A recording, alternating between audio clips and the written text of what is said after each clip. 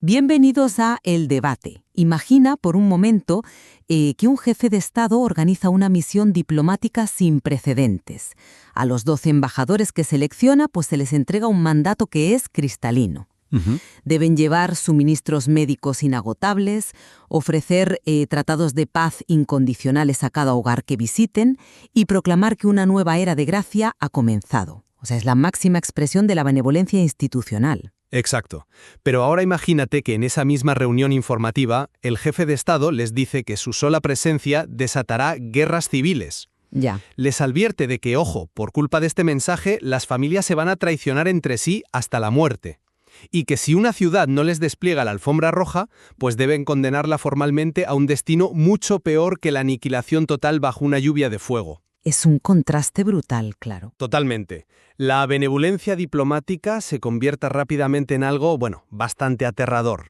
Pues hoy nos adentramos exactamente en esa tensión.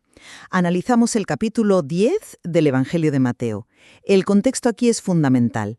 Jesús convoca a sus 12 discípulos y los envía con unas instrucciones muy precisas.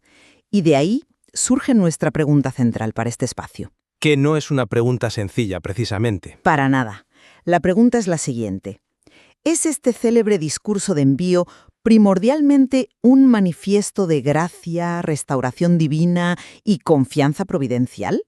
¿O se trata, en su núcleo, de un decreto escatológico diseñado para provocar juicio, exclusión y una ruptura radical del orden social y familiar? Ahí está el quid de la cuestión. Yo represento la postura de que el texto describe una misión de sanación que resalta el valor incalculable del ser humano y la dependencia de la providencia, donde, las advertencias son simplemente una preparación para la inevitable hostilidad del mundo. Y yo, por mi parte, defiendo que estas instrucciones revelan una misión intrínsecamente disruptiva y excluyente, cuyo objetivo explícito es traer la espada, dividir a las familias hasta su médula y ejecutar un juicio inminente y severo sobre quienes no se sometan. Vale, pues empecemos analizando el núcleo de la misión. Si observamos los versículos 1 y 8, se establece todo el paradigma. Reciben autoridad explícita para sanar toda enfermedad y toda dolencia. Y luego el versículo 8 lo amplifica. Dice, sanad enfermos, limpiad leprosos, resucitad muertos, echad fuera demonios. Hay que entender el siglo I para captar esto, ¿eh? Limpiar un leproso no era solo curar una afección dermatológica. Hombre, claro, la lepra era la muerte social absoluta. Exacto. Significaba exclusión del templo y de la comunidad. Al curarlos, están devolviendo a seres humanos marginados al tejido social. El mensaje principal del versículo 7, el reino de los cielos se ha acercado, pues no es una amenaza militar, es una oferta de paz. Ya.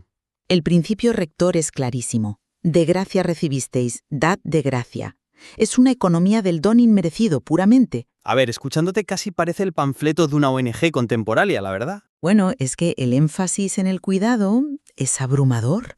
Yo sostengo que las partes más severas no son el propósito de la misión en sí, sino un diagnóstico honesto de cómo va a reaccionar el mundo humano. El motor de todo esto es el amor providencial. Sí, pero... ¿Lo vemos? Espera, lo vemos en los versículos 29 al 31. Ni un solo pajarillo cae a tierra sin el Padre. Y dice, aun vuestros cabellos están todos contados. Así que no temáis. Ese es el corazón de la misión, un amor divino que conoce cada detalle. Vale, el problema con esa lectura, que es muy luminosa y muy atractiva, es que exige pasar por alto el lenguaje punitivo y restrictivo que enmarca la misión desde el minuto 1. Yo lo abordo desde otro ángulo. Para entender esta misión hay que mirar a quienes excluye. A ver, ¿te refieres a la restricción inicial? Sí, en los versículos 5 y 6. La primera instrucción es un muro hermético. Dice, por camino de gentiles no vayáis y en ciudad de samaritanos no entréis, sino id antes a las ovejas perdidas de la casa de Israel. O sea, esto anula por completo la idea de una oferta pacífica de gracia universal. Ya, pero es un ultimátum dirigido a un grupo étnico y religioso sumamente específico. Hay una exclusión deliberada, explícita, de samaritanos y gentiles. Es un punto interesante, sí, aunque yo lo formularía de otra manera. Fíjate en cómo evoluciona la dinámica. Tú argumentas que prohibir la entrada a samaritanos o gentiles demuestra una naturaleza sectaria o cerrada, Ujú. porque lo es. Pero si seguimos avanzando en el texto, vemos que esa restricción es el epicentro estratégico, no el límite final. En el versículo 18 se les advierte que, aún ante gobernadores y reyes, seréis llevados por causa de mí, para testimonio a ellos y a los gentiles. Sí, pero fíjate en el matiz. Espera, la universalidad está incrustada en el mecanismo. No van a los gentiles a hacer turismo religioso. El choque inevitable con las autoridades locales se convierte en el vehículo que propulsa el mensaje hacia el mundo gentil. La restricción inicial solo concentra la energía para que luego irradie. Claro, el mensaje acaba llegando a los gentiles, te lo concedo, pero nota la circunstancia. Llegan arrastrados como prisioneros. Bueno, es persecución, sí. El versículo 17 dice explícitamente, os entregarán a los concilios. Que el mensaje resuene en oídos gentiles no borra la instrucción activa e intencional del versículo 5, el no vayáis. Lo que describes no es un plan de inclusión, es el daño colateral de un arresto. Yo no lo llamaría daño colateral. Es un propósito redentor dentro de la tragedia. Pero se dirigen estrictamente a la casa de Israel, a su propia gente. Y esta exclusividad es la clave para entender el nivel de exigencia, porque al ir a sus propios vecinos judíos están apelando a los códigos culturales de hospitalidad de la época. Y esa conexión con la hospitalidad judía es exactamente lo que explica la vulnerabilidad radical que se les exige, lo cual personalmente me parece fascinante. Porque si su objetivo fuera imponer autoridad como sugieres, pues el método elegido es sumamente contraintuitivo. ¿Por qué? Pues porque envías a 12 tipos sin dinero, sin zapatos extra y sin siquiera un bastón. Hoy en día apenas durarían una tarde sin tener que pedir auxilio. Bueno, claro. Los versículos 9 y 10 les prohíben llevar oro, plata, alforja o 2 túnicas. Se les envía literalmente a la indigencia absoluta, confiando en el principio de que el obrero es digno de su alimento. El versículo 16 lo dice muy claro. Os envío como a ovejas en medio de lobos. Alguien que busca dominación no se presenta descalzo y sin un palo para defenderse. Ya. Forzosamente se tienen que relacionar desde la debilidad material, desde un plano de paz y de confianza plena. Lo siento, pero no acabo de verlo así. Permíteme explicarte por qué esa supuesta vulnerabilidad material es en realidad una cortina de humo. Una que oculta un poder verdaderamente abrumador. Abrumador. A ver qué poder tienen si no llevan ni un triste bastón. Llevan las llaves del juicio eterno, que es bastante peor que un bastón. No podemos leer esa vulnerabilidad material de los versículos 9 y 10 sin conectarla lógicamente con los versículos 14 y 15. Sí, llegan sin dinero, exigiendo alojamiento basado en esa ley cultural de hospitalidad. Ajá. Pero, ¿qué ocurre cuando una casa decide ejercer su derecho a no recibirlos? El versículo 14 dice, salid de aquella casa o ciudad y sacudid el polvo de vuestros pies. Esto requiere un contexto histórico crucial, para que se entienda hoy. La pureza ritual, imagino. Exactamente. En el siglo I, los judíos piadosos, al regresar a Judea desde territorio gentil, se sacudían literalmente el polvo de los pies para no introducir la impureza pagana en la Tierra Santa. Al ordenarles hacer esto contra ciudades judías, Jesús les está diciendo, tratad a vuestros propios vecinos como si fueran paganos impuros, como excluidos del pacto de Dios. Vale, te compro que el gesto es de una dureza simbólica brutal para la mentalidad de la época. Es un choque fuerte. Es que no es solo un símbolo. Fíjate en el versículo 15, que emite la sentencia.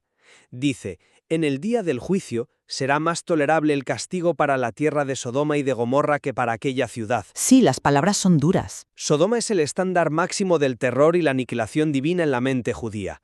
Así que no son mendigos vulnerables, son jueces escatológicos ambulantes. Bueno, Su mera presencia física, el hecho de que el polvo de una ciudad toque sus pies descalzos, sella el destino eterno de comunidades enteras. ¿Qué clase de lobo tiene la capacidad de invocar un fuego peor que el de Sodoma sobre la oveja que decide, no darle una cama?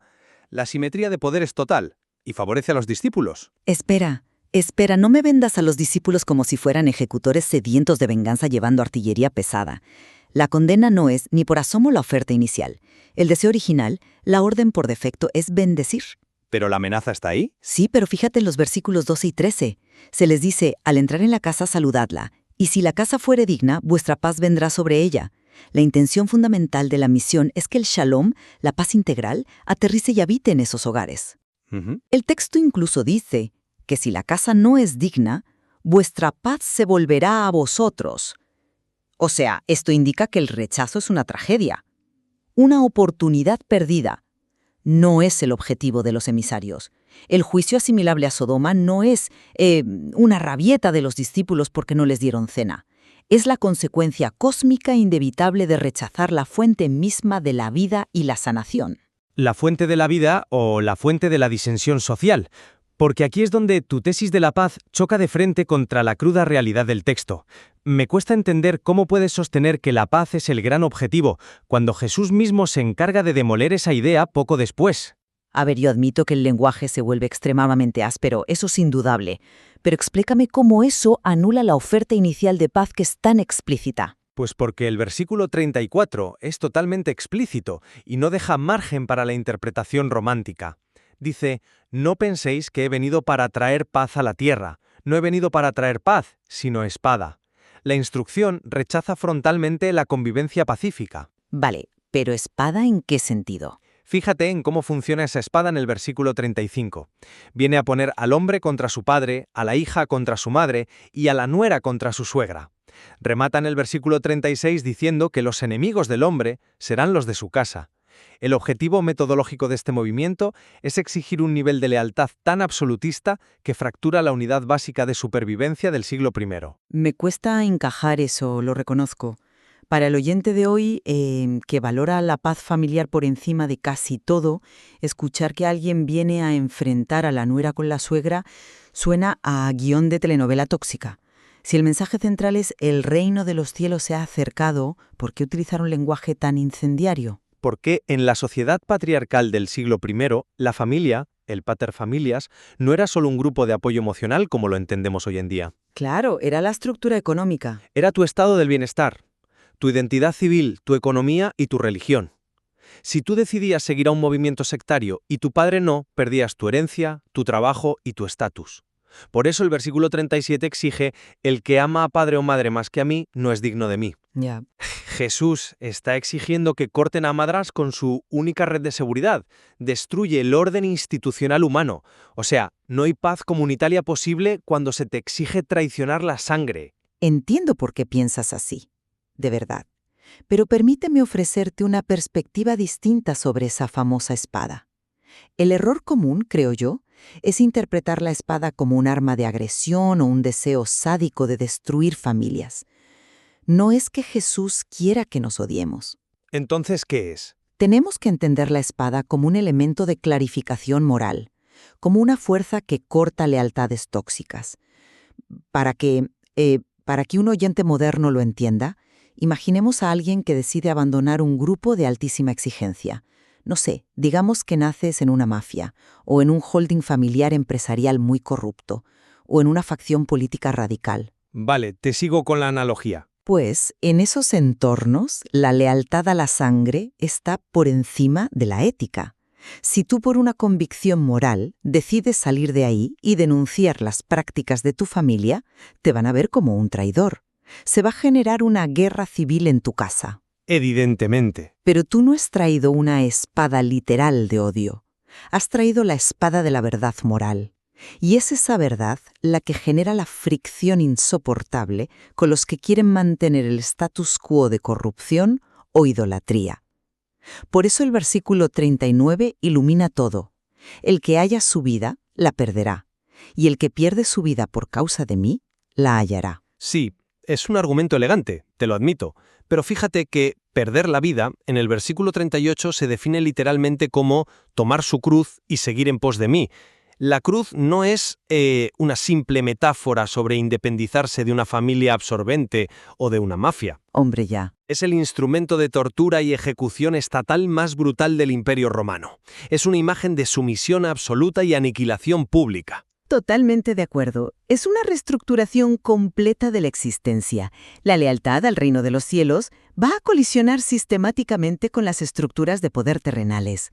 En aquel contexto histórico que mencionabas, la estructura familiar dictaba la religión y perpetuaba a menudo, sistemas de honor y vergüenza bastante opresivos. La espada corta esas ataduras. No es un acto de destrucción sociópata, es la dolorosa separación necesaria para que el individuo pueda poner a Dios en primer lugar. Produce enemigos temporales, claro que sí, pero su horizonte es la sanación del alma. Pero a un coste... Por eso en el versículo 28 se le repite, no temáis a los que matan el cuerpo, temed a aquel que puede destruir el alma. Es priorizar la supervivencia espiritual sobre la comodidad social.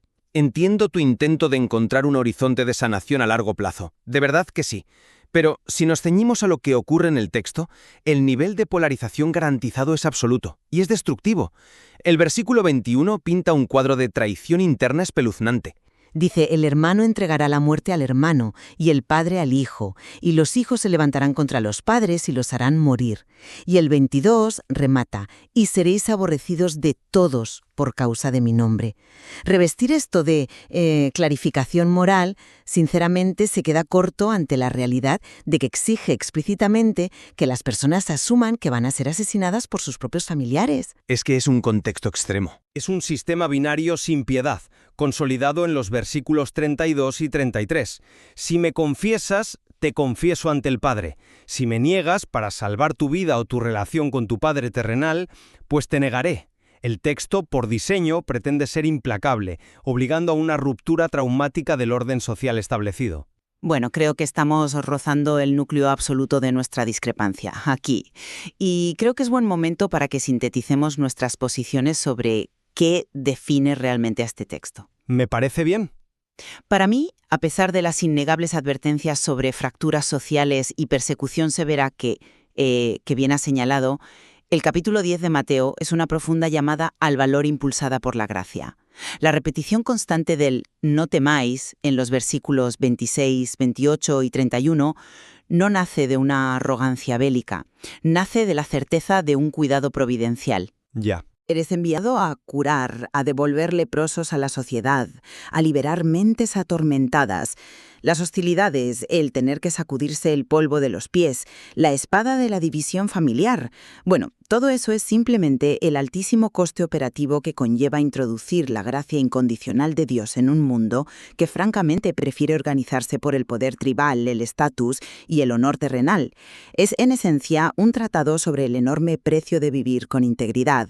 Y mi síntesis, en cambio, obliga a mirar de frente la crudeza material de las instrucciones. Convertir este manifiesto en un mero tratado sobre el coste de la integridad, pues suaviza sus demandas.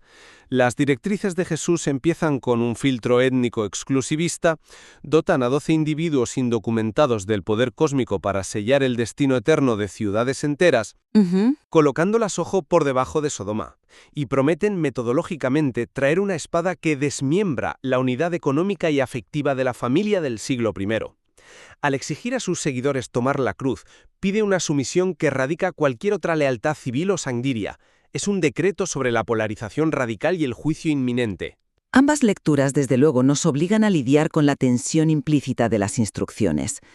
O estamos ante un mensaje de salvación y cuidado divino que exige sacrificios incomprensibles para el entorno, o estamos ante una declaración de guerra teológica. Pero fíjate que hay un punto exacto en el texto donde creo que esa tensión cristaliza a la perfección. Está en el versículo 16. Ah, sí. Prudentes como serpientes y sencillos como palomas. Esa es. Se le exige al mensajero habitar en una dualidad casi imposible en la vida real. Debe tener la perspicacia, la astucia táctica y el filo de la serpiente para navegar entre tribunales, gobernadores y familiares que quieren entregarlos. Claro. Pero todo esto combinado simultáneamente con la pureza, la transparencia y la vulnerabilidad de la paloma, que no lleva ni alforja ni dinero y cuyo primer instinto es desear la paz sobre la casa que pisa. En esa sola frase conviven todas las aparentes contradicciones de la misión. Es una paradoja brillante, desde luego, y efectivamente no es algo que se resuelva cerrando el libro tras una lectura rápida. La fricción entre la táctica de la serpiente y la vulnerabilidad de la paloma, entre la oferta de paz y el filo de la espada, pues se mantiene viva en cada instrucción del capítulo. La misión diplomática. Al final, Quien estudia este texto debe decidir por sí mismo si estos embajadores están ejecutando una operación dolorosa pero indispensable para inyectar sanación en un mundo hostil, o si sencillamente están encendiendo la mecha de un conflicto irreparable. Gracias por acompañarnos. Esto ha sido El Debate. Si te ha inspirado, dale like y síguenos para ver nuevos contenidos.